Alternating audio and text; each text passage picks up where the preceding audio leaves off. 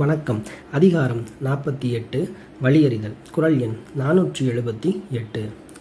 ஆகாறு அளவிட்டிதாயினும் கேடில்லை போகாறு அகலாக் கடை. இந்த குறள் என்ன சொல்ல வராங்கன்னு பார்க்கலாம். ஆகாறு அளவிட்டிதாயினும்னா பொருள் வரும் வழியின், அதாவது அந்த வருவாயினது அளவிட்டின அளவு சிறியதாக இருந்தாலும் ஆயினும் கேடில்லை, அது கெடுதல் இல்லை. போகாறு அப்படின்னா நாம் அந்த பொருளை செலவழிக்கும் வழியானது அகலா கடை, பெரிதாகாமல் இருக்கும் இடத்து அப்படின்னு சொல்கிறாங்க.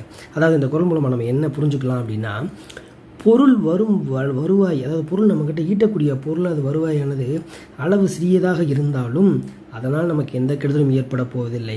எப்பொழுது நாம் அந்த அந்த பொருளை செலவு செய்யக்கூடிய வழியானது பெரிதாக இல்லாத இடத்தில், அதாவது பெரிதாக செலவு செய்யாத இடத்தில் அப்படின்னு ரொம்ப அழகாக அந்த திருவள்ளுவர் அவங்க இந்த குறள் மூலமாக உணர்த்தியிருக்காங்க. குறள் விளக்கம். செலவாகும் வழி பெரியதாகாமல் இருக்கும் பொழுது பொருள் வரும் வழியின் அளவு சிறியதாக இருந்தாலும் கூட அவருக்கு கெடுதல் என்பது இல்லை. நன்றி. நாளைக்கு அடுத்த குறளில் சந்திக்கலாம்.